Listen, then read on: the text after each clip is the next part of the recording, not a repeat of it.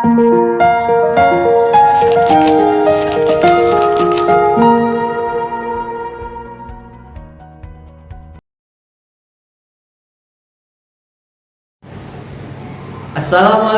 warahmatullahi wabarakatuh.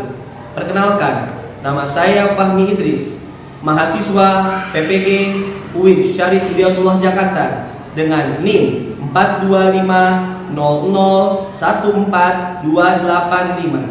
Pada hari ini, Jumat 10 Oktober 2025, akan mempersembahkan video uji kinerja. Selamat menyaksikan.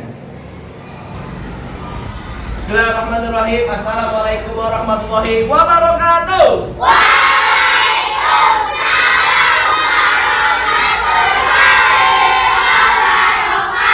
Selamat semuanya. Alhamdulillah luar biasa. Aku semangat.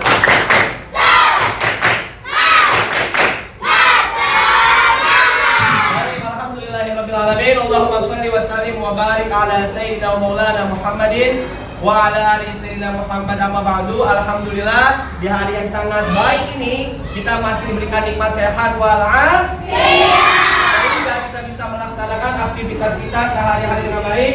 Mudah-mudahan segala aktivitas kita senantiasa mendapatkan berkah dan ridho dari Allah Subhanahu wa taala. Amin ya rabbal alamin. Salawat serta salam selalu kita curahkan kepada junjungan baginda Nabi besar Maulana Muhammad sallallahu alaihi wasallam. Mudah-mudahan nanti kita menjadi umatnya yang dipilih untuk diberikan syafaat oleh baginda Rasulullah Nabi Muhammad sallallahu alaihi wasallam. Amin ya rabbal alamin. Baik, anak-anakku sekalian, sebelum kita mulai pembelajaran kita pada hari ini, ada baiknya kita berdoa. Mudah-mudahan kegiatan pembelajaran kita ini dari awal hingga akhir senantiasa diberikan kemudahan dan kelancaran oleh Allah Subhanahu wa taala.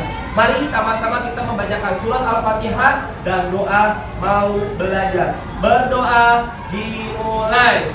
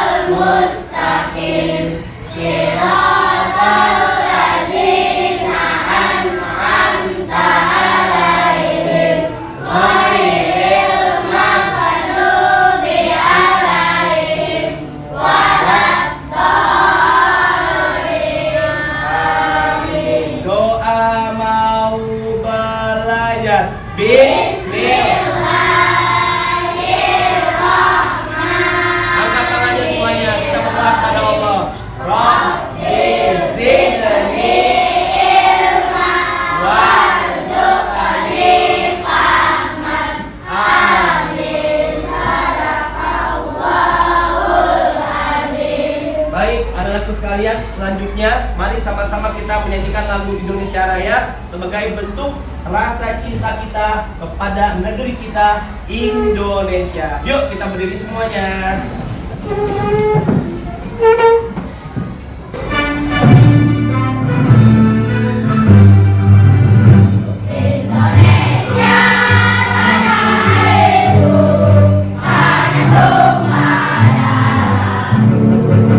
Baik, anakku sekalian, sebelumnya akan Pak Fahmi absen terlebih dahulu untuk mengetahui siapa yang hari ini tidak hadir.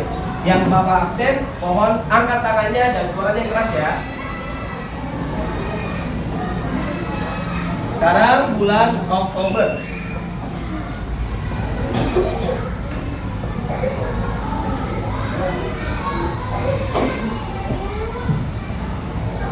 Adam Malik Asidik.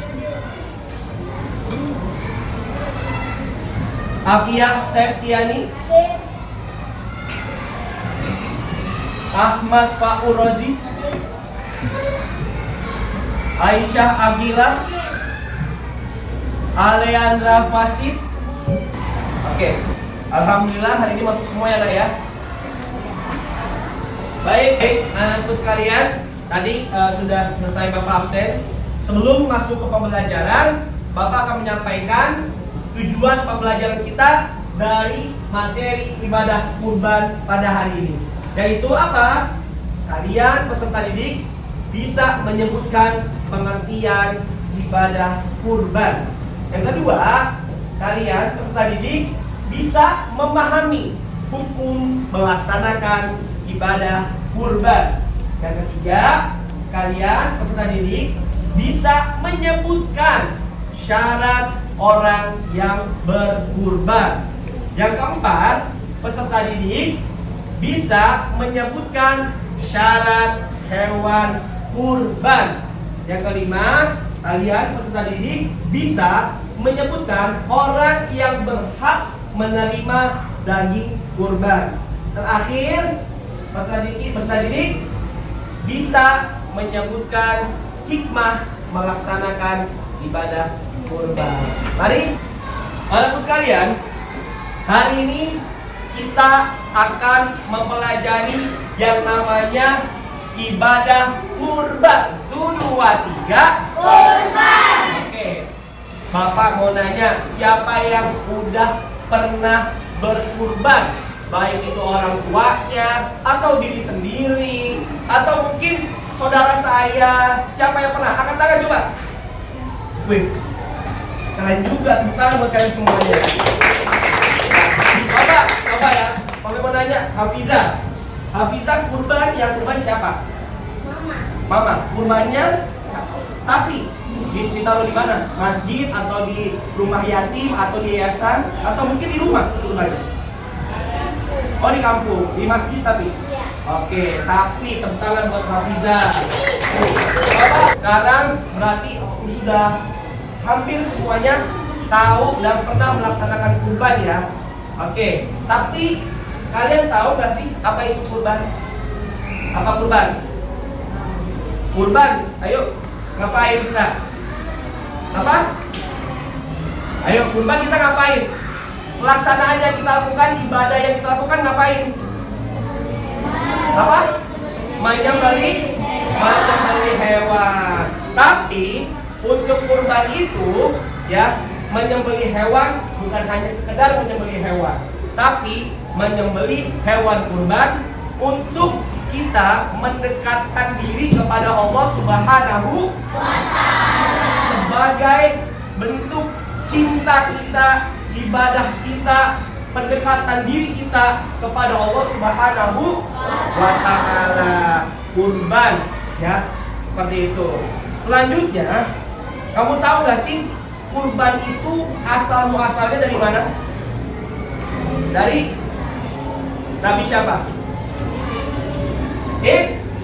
Nabi Ibrahim. Betul. Jadi gini nah, Pak Fahmi mau sedikit cerita. Asal muasal ibadah kurban dari mana sih?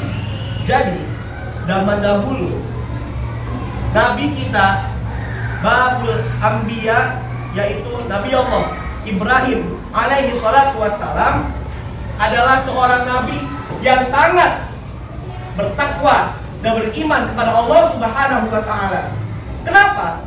Nabi Ibrahim punya anak namanya Nabi Ismail. Ya, Nabi Ibrahim sangat bertakwa. Nabi Ismail sangat juga bertakwa dan patuh kepada kedua orang tuanya. Singkat cerita, yang pertama, Nabi Ibrahim tiba-tiba tertidur. Ya, dalam mimpinya Nabi Ibrahim mendapatkan perintah dari Allah dalam mimpinya, yaitu apa? Diperlihatkan bahwasanya Nabi Ibrahim sedang menyembelih anaknya sendiri, yaitu Nabi Allah Ismail. Nabi Ibrahim dalam mimpinya menyembelih Nabi Ismail, anaknya sendiri. Kira-kira Kalau misalnya kalian mimpi seperti itu, serem nggak? Ngeri nggak? Ngeri banget. Yang dalam mimpi kita, yang kita melihat siapa? Anak kita sendiri. Namun, karena Nabi Ibrahim adalah Nabi yang sangat bertakwa kepada Allah, Nabi yang sangat taat kepada Allah, Nabi Ibrahim dengan mimpi itu, dia tidak berpikir ada sesuatu yang buruk. Tapi justru Nabi Ibrahim itu berpikir ini adalah sebuah tanda dari Allah atau perintah dari Allah. Akhirnya Nabi Ibrahim bangun dari tidurnya, ya, ngomong sama istrinya, wahai istriku, sesungguhnya aku telah bermimpi kalau aku tuh melihat anak kita Ismail disembelih. Apakah ini suatu perintah dari Allah? Kata Nabi Ibrahim. Dan karena istri Nabi Ibrahim adalah seorang wanita yang juga sangat taat dan takwa kepada Allah, maka istrinya pun berkata, wahai Nabi Allah Ibrahim, jika memang itu adalah perintah dari Allah, maka laksanakanlah. Namun ada baiknya kamu berbicara dulu sama anak kita, yaitu Ismail. Akhirnya Nabi Allah Ismail diajak bicara sama Nabi Ibrahim. Ya, suatu ketika Nabi Ismail dipanggil oleh bapaknya Nabi Ibrahim. Wahai anakku Ismail, sesungguhnya diriku telah melihat dalam mimpiku, aku telah menyembelihmu. Dengar seperti itu, Nabi Ismail, apa jawabannya? Tahu nggak jawabannya apa? Nabi Ismail, karena dia juga sangat bertakwa kepada Allah Subhanahu wa Ta'ala, apa yang dikatakannya? Wahai bapakku, jika memang ini perintah dari Allah, maka laksanakanlah. Sesungguhnya aku hanya ingin beriman dan bertakwa kepada Allah Subhanahu wa Ta'ala. Mendengar kayak begitu, hati Nabi Ibrahim sangat terenyuh. Tahu, anak saya yang sangat aku cintai, yang sangat aku sayangi, harus dengan terpaksa aku sembelih. Ya, suatu ketika udah tiba lah di suatu tempat, Nabi Allah Ismail udah siap disembelih sama Nabi Ibrahim. Lalu Nabi Ibrahim meneteskan air mata. Gak tega, anak satu-satunya mau disembelih. Akhirnya apa? Nabi Ismail bilang sama bapaknya, yaitu Nabi Ibrahim, wahai ayahku, jika engkau merasa takut, maka tutuplah wajahmu dengan kain. Akhirnya apa? Dengan izin Allah Subhanahu wa Ta'ala, Nabi Ibrahim siap menyembelih Nabi Ismail. Ketika pisau ini sampai di leher Nabi Ismail, Allah menunjukkan kuasanya, bahwasanya yang tadinya Nabi Ismail siap disembelih berubah menjadi seekor domba yang besar. Dan Nabi Ismail tahu-tahunya ada di sampingnya ayahnya Ibrahim untuk menyaksikan daripada pemotongan hewan kurban, yaitu seekor domba. Nah, itulah asal muasal ibadah kurban. Jadi bukan Nabi Ismail yang disembelih, tapi apa? Seekor domba. Paham sampai sini? Paham. Baik. Nah, kita lihat di sini. Kurban adalah suatu ibadah yang dilakukan dengan menyembelih hewan ternak dengan tujuan untuk mendekatkan diri kepada Allah Subhanahu wa Ta'ala. Ya, ibadah kurban ini dilaksanakannya pada hari-hari tertentu. Siapa yang tahu? Kita kalau merayakan hari raya kurban pada bulan apa? Bulan kurang kencang. Bulan Dzulhijjah, atau kita biasa sebut lebaran hari raya Idul Adha. Yaitu pada tanggal 10 Dzulhijjah dan pada saat diperpanjang tanggal 11, 12, 13 Dzulhijjah atau disebut hari Tasyrik. Tadi kita sudah belajar mengetahui sejarah kurban. Tapi kita juga harus mengetahui nih dalil tentang berkurban, yaitu dari surat Al-Kautsar ayat kedua. Al-Kautsar suratnya pendek, kita baca semuanya bareng-bareng ya. 1, 2, 3. Bismillahirrahmanirrahim. Inna a'tainakal kautsar fasholli lirabbika wanhar. Inna syani'aka huwal abtar. Surat Al-Kautsar ayat kedua. Fasholli lirabbika wanhar. Maka laksanakanlah sholat karena Tuhanmu dan berkurbanlah. Jadi kurban itu langsung perintah dari Allah. Jadi kalau misalnya kita nih, kalian, orang tua kalian punya harta yang banyak, orang tua kalian memiliki rezeki yang melimpah, boleh setahun sekali berkurban. Mau ditaruh di masjid, boleh. Mau taruh di yayasan, boleh. Mau taruh di rumah yatim, boleh. Atau mau memotong di rumah sendiri, boleh juga. Ya, yang penting bisa menjalankan daripada syarat-syarat menyembelih hewan kurban. Seperti itu. Paham sampai sini? Paham. Baik. Jadi dalil tentang berkurban surat apa? Najwa. Dalil tentang berkurban surat yang kencang suaranya, surat Al-Kautsar ayat kedua. Oke, coba suaranya kurang kencang, ulangi ya. Coba Rizky, dalil tentang berkurban surat apa? Al-Kautsar ayat kedua. Tepuk tangan buat Najwa dan Rizky yang benar. Oke, baik anakku sekalian.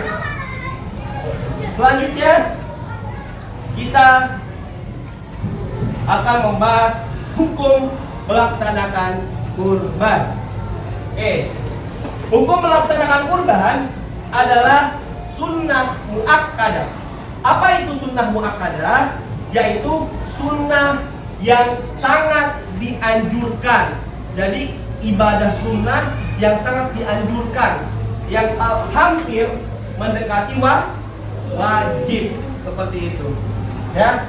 Jadi kalau kalian yang tadi udah Pak Fahmi sampaikan, kalau orang tua kalian, keluarga kalian memiliki harta yang lebih, yang melimpah, punya banyak uang, ya. Karena kalau kita berkurban itu harus pakai uang. Beli hewan kurbannya pakai apa? Pakai uang. Jadi harus punya uang, ya. Maka Rasulullah SAW dalam hadisnya apa? Man wajada sa'atan falam yudhhi fala yaqrabanna musallana. Apa tuh kata Rasulullah? Barang siapa yang memiliki kelapangan rezeki tapi dia tidak mau berkurban, maka janganlah ia mendekati tempat sholat kami. Artinya apa? Ini ditunjukkan buat orang yang apa? Orang yang pelit. Dia orang kaya, punya harta banyak, ya, punya rezeki banyak, tapi apa? Gak mau berkurban. Beli motor bisa, cicil mobil bisa. Masa punya harta yang lebih gak mau berkurban? Berarti nanti ya kalian kalau sudah dewasa, kalau udah punya penghasilan, punya harta yang berlebih, niatin, ya Allah, tahun depan aku mau berkurban. Pasti nanti insya Allah Allah kasih rezeki. Amin ya Rabbal Alamin. Baik. Nah, sekarang sambil kita merilekskan diri kita, yuk kita dancing dulu. Oke? Siap? Siap. Yuk, semuanya berdiri. Siap-siap. Ikutin ya, kita gerakannya ya. Bangun. Ayo, yuk. Lepas tangannya. Ikuti gerakannya.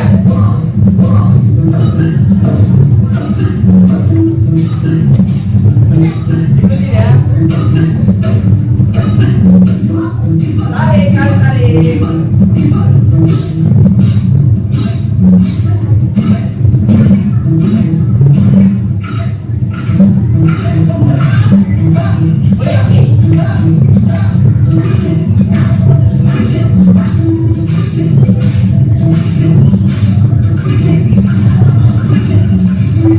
Oke, ganti gerakan.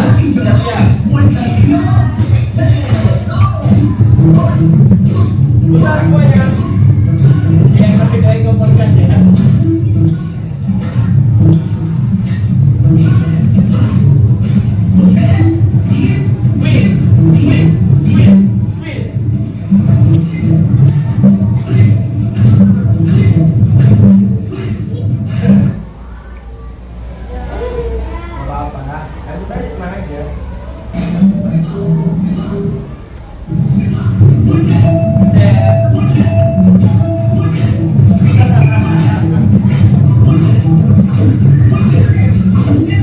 Oke, siap. Tepuk tangan semuanya yuk.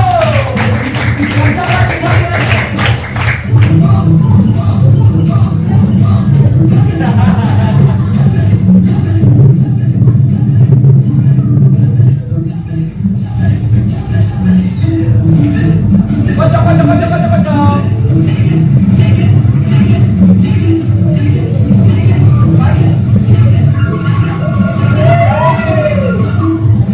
Kabel, kabel. Putar.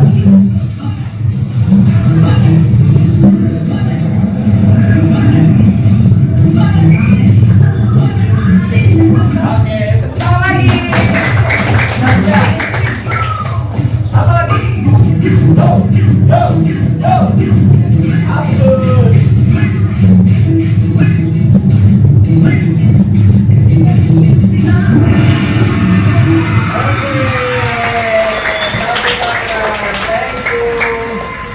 Oke, sip. Jangan duduk lagi anak-anak sekalian. Selanjutnya,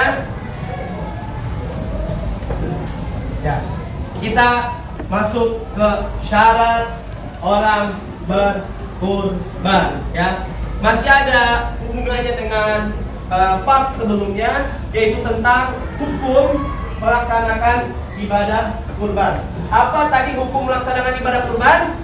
Sunnah muakkadah. Sekali lagi, apa hukum tadi melaksanakan ibadah kurban? Sunnah muakkadah.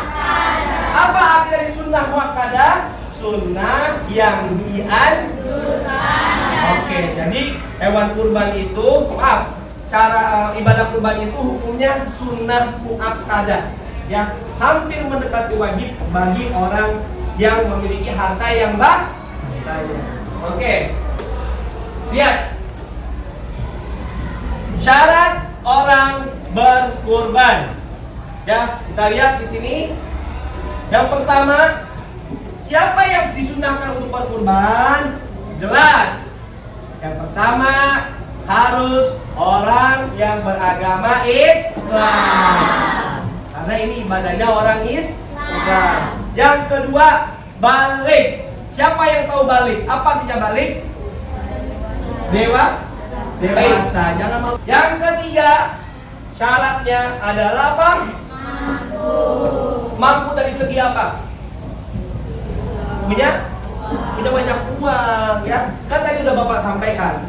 Yang namanya kita beli hewan kurban itu menggunakan uang. Oke? Paham? Paham. Ya. Lanjut. Nah, di sini Pak Fahmi akan menjelaskan syarat daripada hewan kurban. Ya, kalian bisa buka buku kalian halaman 217. Silakan dibuka halaman 217. Oke, ya. Namun penjelasan syarat hewan kurban ini kalian diskusikan dengan kelompok-kelompok kalian. Ya, akan Pak Fahmi berikan lembar kerja kepada kalian. Ya, dan Pak Fahmi kasih waktu untuk mengerjakan selama 15 menit. Diskusikan dengan teman-teman kalian, ya, syarat-syarat hewan kurban yang boleh dijadikan hewan kurban. Coba Bapak sebelum ya memasuki diskusi ini, coba siapa yang mau tanya tentang hewan kurban? Saya, Pak. Ya, kenapa Tami? Boleh nggak, Pak, kalau berkurban dengan ayam? Boleh kalau pakai ayam? Masa kurban pakai ayam? Coba jawab, boleh atau enggak? Tidak. Boleh atau tidak? Tidak. Tidak boleh Tami. Ya, tepuk tangan buat Tami. Oke. Syarat hewan kurban itu ya, hewannya yaitu hewan ternak. Yaitu apa? Hewan yang sudah cukup umur. Dalam hal ini hewannya yaitu ada onta, apalagi sapi, apalagi kerbau, apalagi kambing, apalagi domba. Tadi yang ditanya sama kami ayam, boleh atau tidak? Tidak boleh. Oke, baik. Mari kita diskusikan syarat-syarat hewan kurban yang boleh dikurbankan. Ya, ada kesulitan nggak? Boleh kalian lihat di buku kalian atau diskusikan sama kalian. Ya. Kenapa?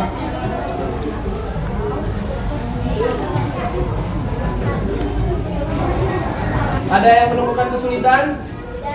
Boleh lihat buku, boleh tanya-tanya diskusi sama teman kalian. Oke, sudah selesai semuanya? Oke, baik. Kira-kira kelompok siapa yang mau presentasi untuk tentang syarat hewan kurban? Kelompok, coba yang cewek dulu ya. Cewek dulu. Coba silakan Hafiza, Hilya, dan Lisa. Dari kelompok 1. Jangan lupa nanti perkenalan diri ya. Ya, tepuk tangan buat Hafiza.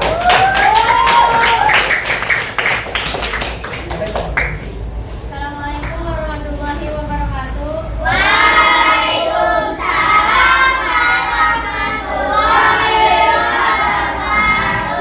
Perkenalkan, nama saya Hafiza. Saya akan mempresentasikan syarat hewan kurban. Hewan kurban boleh, nomor 1, hewan kurban boleh dari jenis ayam. Salah. Tadi seperti yang ditanyakan sama kami, hewan jenis ayam boleh dikurbankan enggak? Tidak boleh. Oke, baik, lanjut. Nomor 2, hewan kurban harus sehat dan tidak cacat. Benar. Hewan kurban harus sehat dan tidak cacat. Betul atau betul? Oke, lanjut. 3, kambing berumur 6 bulan boleh dijadikan kurban jika sudah tumbuh gigi tepat. Salah. Benar atau salah? Salah. Oke, lanjut. 4, hewan kurban boleh disembelih sebelum sholat Idul Adha. Salah. Betul atau salah? Salah. Jadi kita harus sholat Idul Adha dulu, baru kita menyembelih hewan kurban. Lanjut. Nomor 5, sapi berumur 1 tahun sudah sah untuk kurban. Benar. Betul atau salah? Betul atau salah? Kita lihat soalnya ya. Apa soalnya? Sapi berumur 1 tahun sudah sah untuk kurban. Sapi berumur 1 tahun sudah sah untuk berkurban. Oke, baik. Untuk sapi itu minimal 2 tahun. Jadi jawabannya salah. Gak apa-apa. Ya, lanjut. Nomor 6, hewan yang buta sebelum mata masih sah untuk kurban. Salah. Betul atau salah? Salah. Salah. Terakhir. Nomor 6, domba yang sangat kurus tetap sah untuk kurban. Salah. Domba yang sangat kurus, tapi kan domba. Boleh atau salah? Boleh atau tidak, Mam? Boleh. Boleh atau tidak? Tidak boleh. Kan di situ kan dombanya sangat kurus. Jadi kan apa tadi? Hewannya sehat, gemuk, tidak buta, dan tidak pincang atau tidak cacat. Oke, lanjut. Nomor 7, nomor 8, kurban hanya boleh dilakukan pada tanggal 10 sampai 13 Zulhijjah. Benar. Benar atau salah? Tadi yang tadi sama sampaikan boleh dari tanggal 10, 11, 12, dan 13 Zulhijjah. Berarti kelompok 1 ini tadi kesalahannya 1. Gak apa-apa. Tepuk tangan untuk kelompok 1. Ya, kalau itu terima kasih Nafisa Hilda. Selanjutnya tadi dari kelompok 3 ingin presentasi. Silakan beri tepuk tangan untuk kelompok 3. Keras suaranya ya. Ayo. Assalamualaikum warahmatullahi wabarakatuh.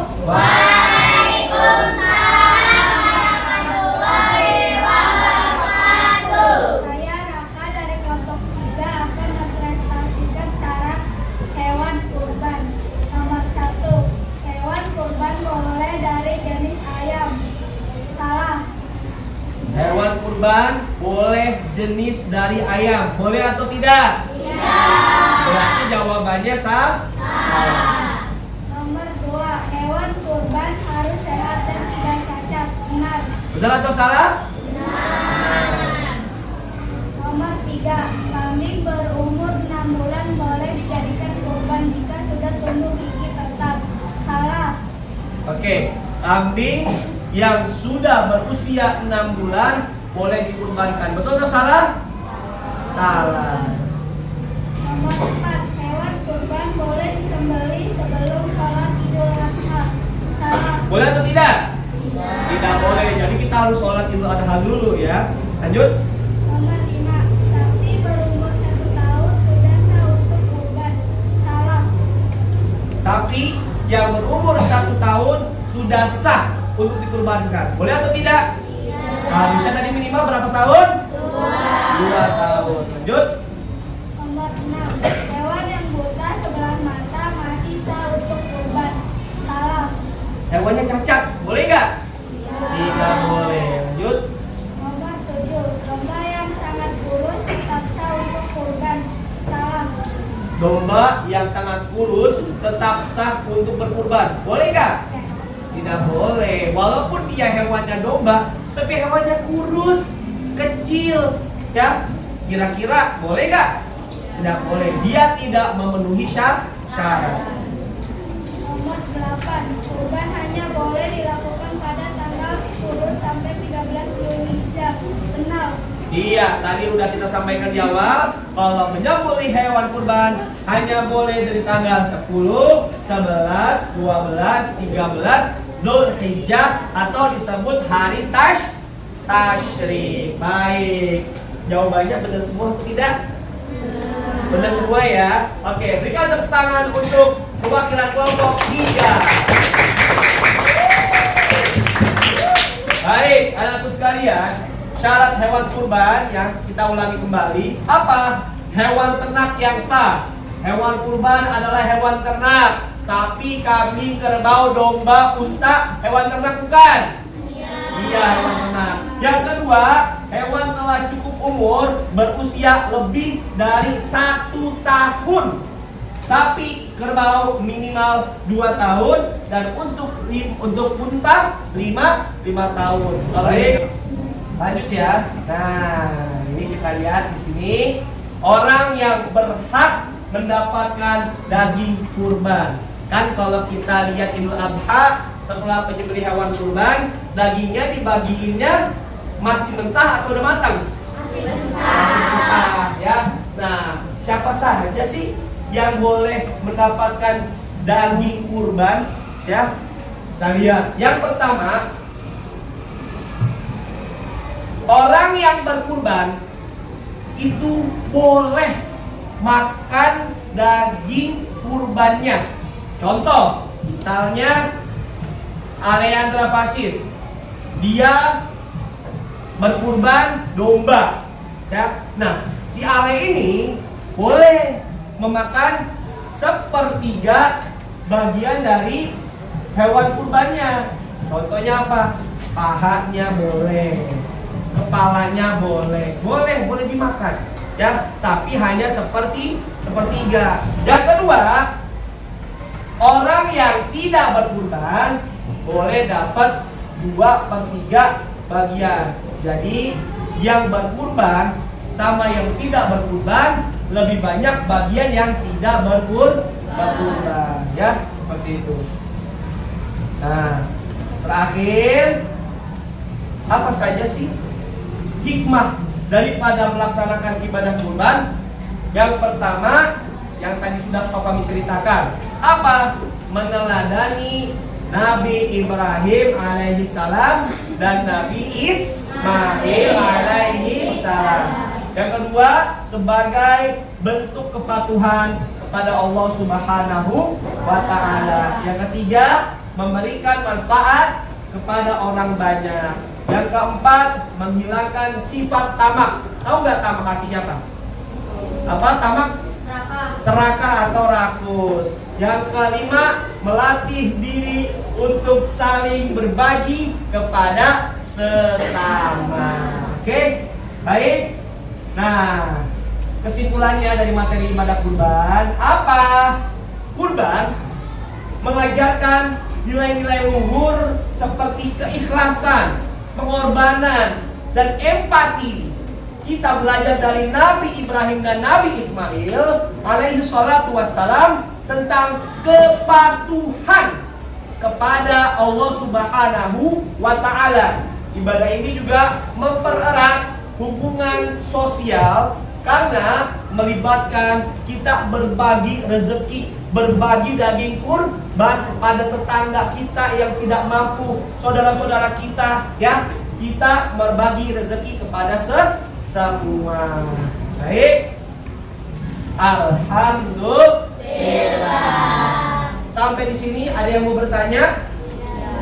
Sudah paham materi kita kurban? Sudah. Insya Allah. Baik, anak-anakku sekalian, demikianlah pembelajaran kita pada hari ini.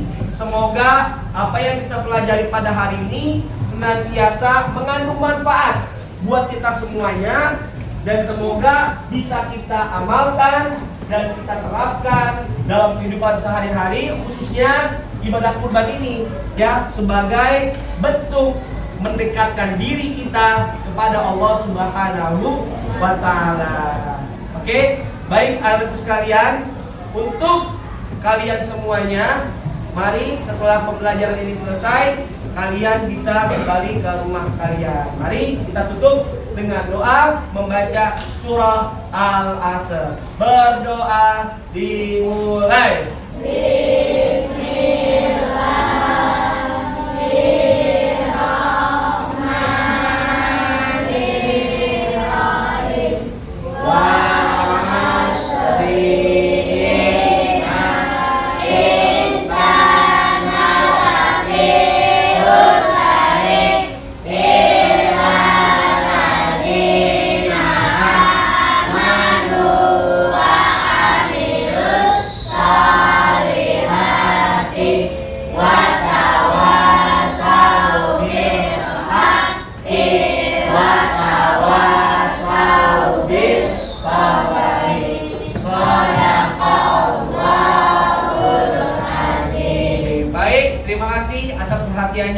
Sampai berjumpa di waktu yang akan datang. Pak Fahmi akhiri.